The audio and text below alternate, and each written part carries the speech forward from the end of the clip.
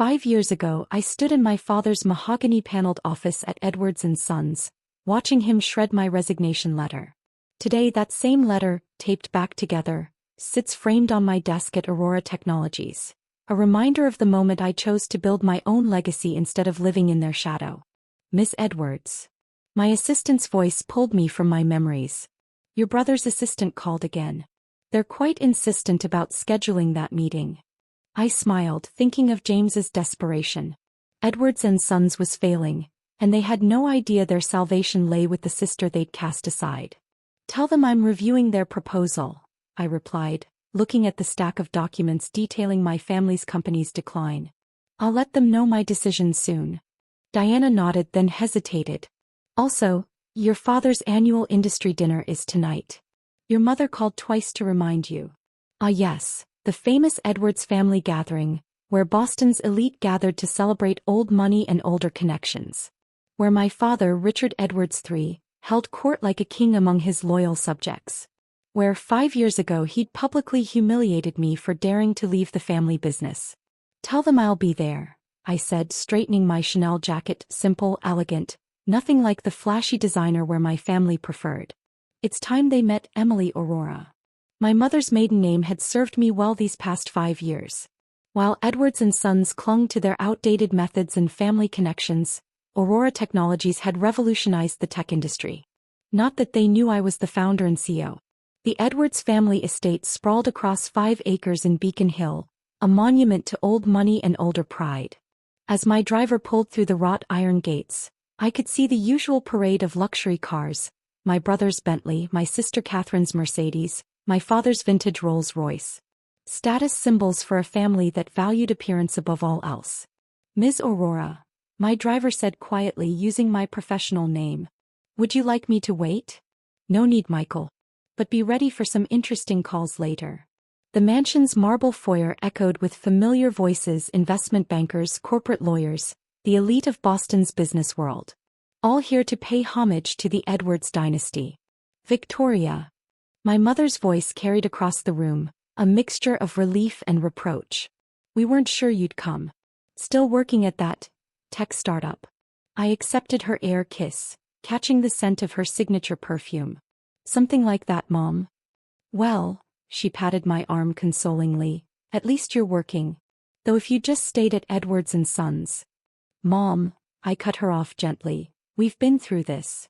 She sighed, adjusting her diamond necklace. I just worry about your future, darling. The family name means something in this city.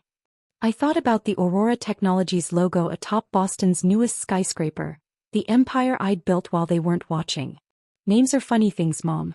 Sometimes you have to make your own mean something. James appeared, scotch in hand, his custom suit barely hiding his growing paunch. Little sister. Still playing entrepreneur. Hello, James. I accepted the drink he offered. How's the family business? His smile tightened slightly. Expanding. Going through some strategic changes. Strategic changes. A polite way of saying they were hemorrhaging clients and desperately seeking investors. You know, he leaned in, cologne heavy in the air, that offer to come back still stands. Junior vice president position. You'd have to work your way up again, of course, but it's better than. He waved his hand vaguely, whatever startup you're at. I sipped my scotch, thinking of the acquisition offer sitting on my desk at Aurora Technologies. I'm happy where I am. Happy isn't the same as successful. My father's voice came from behind me. Though I suppose small tech companies have their charms. I turned to face him. Richard Edwards III looked exactly as he always did, perfectly tailored suit, carefully styled silver hair, confidence bordering on arrogance. Hi, Dad. He nodded, studying my simple outfit with barely concealed disappointment. You could have worn something more appropriate for an industry dinner. This is more my style. Yes, he sighed. That's always been the problem, hasn't it? Your style never quite matched the Edwards standard. The room was filling up with Boston's business elite CEOs, venture capitalists, investment bankers. All here to celebrate the mighty Edwards legacy. Richard, a senior partner from Goldman Sachs, approached. Quite a turnout. Though have you heard about this Aurora Technologies? They're making waves in the tech sector. My father's smile tightened slightly. Some upstart firm. No real connections, no family backing. They won't last. I hid my smile behind my glass. What makes you so sure? Business is about relationships, Victoria. Family names, connections, trust built over generations. You can't just appear out of nowhere and succeed.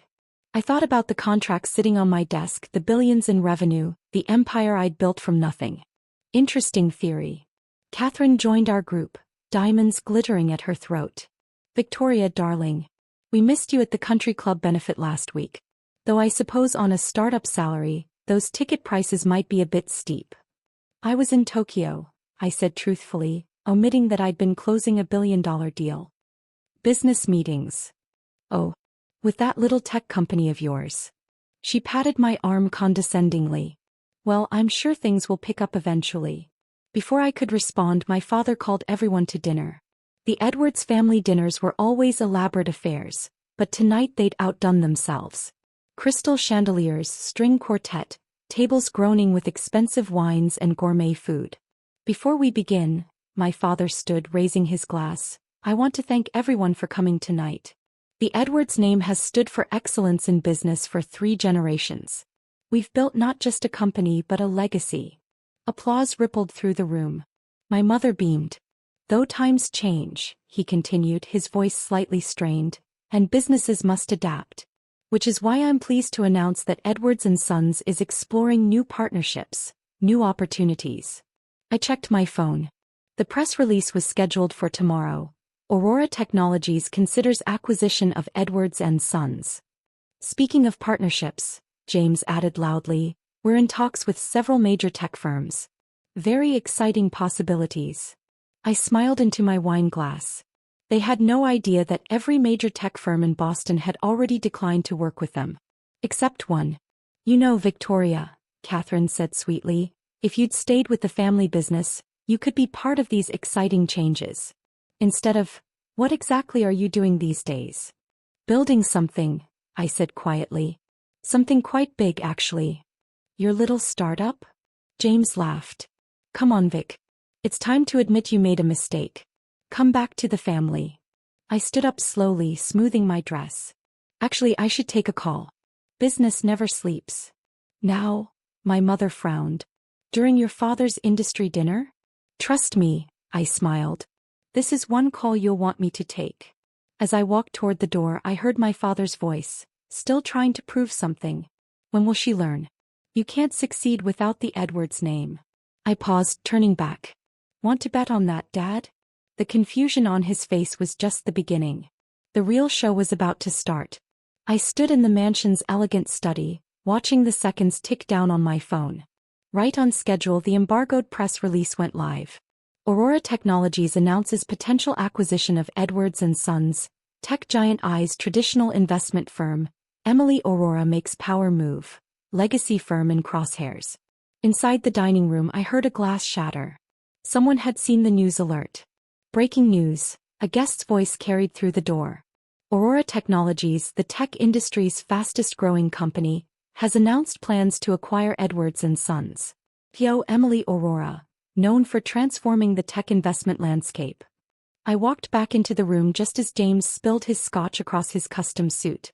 My father stood frozen, wine glass suspended halfway to his lips.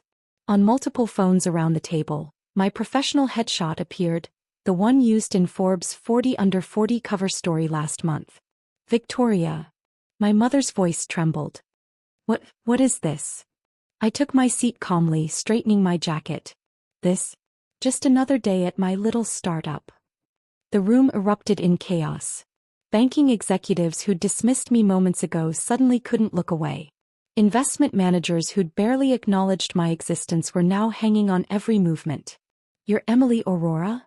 The Goldman Sachs partner stammered. But that's impossible. Aurora Technologies is worth $12 billion, I finished for him.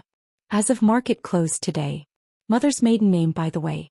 Though none of you ever bothered to learn it. James's face had drained of all color. All this time, while we thought you were just working at some small tech company? I smiled. Yes, that was rather the point. Though if you'd ever actually visited my office, You might have noticed it occupies the top 10 floors of that new building downtown.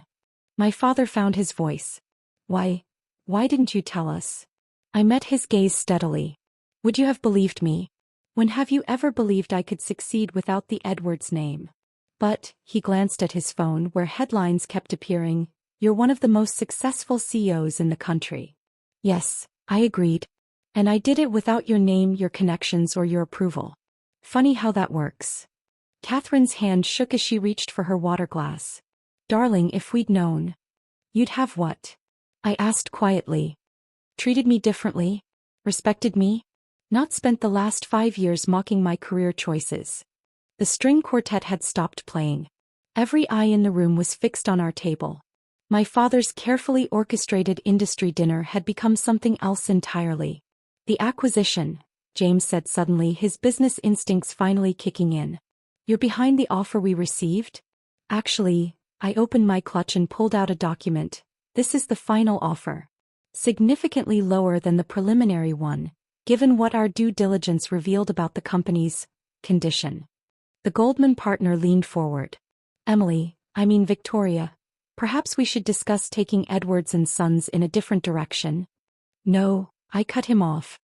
The time for discussion was 5 years ago. Now there are only 2 options: accept Aurora's offer or watch the company collapse under its own outdated weight. My father's face had aged a decade in minutes. You can't do this. I already am, I corrected him. The board votes tomorrow.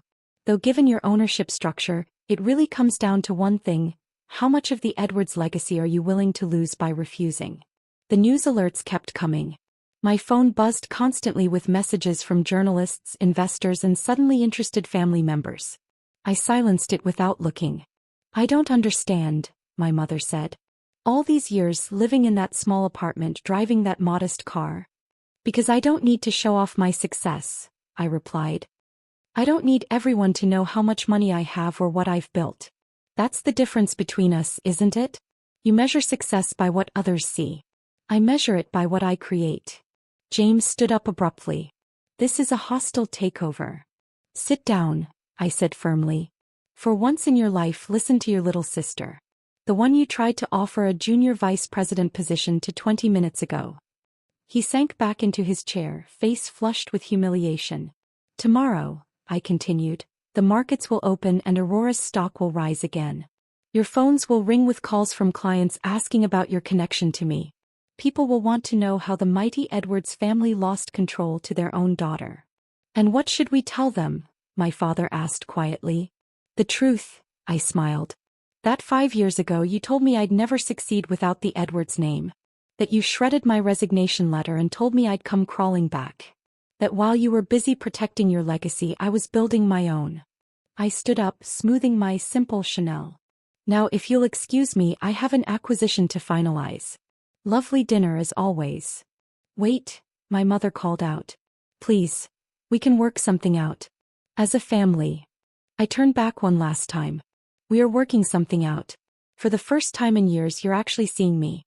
Isn't it interesting what $12 billion can do for a conversation? As I walked out, I heard James mutter, Jesus Christ, my little sister is Emily Aurora.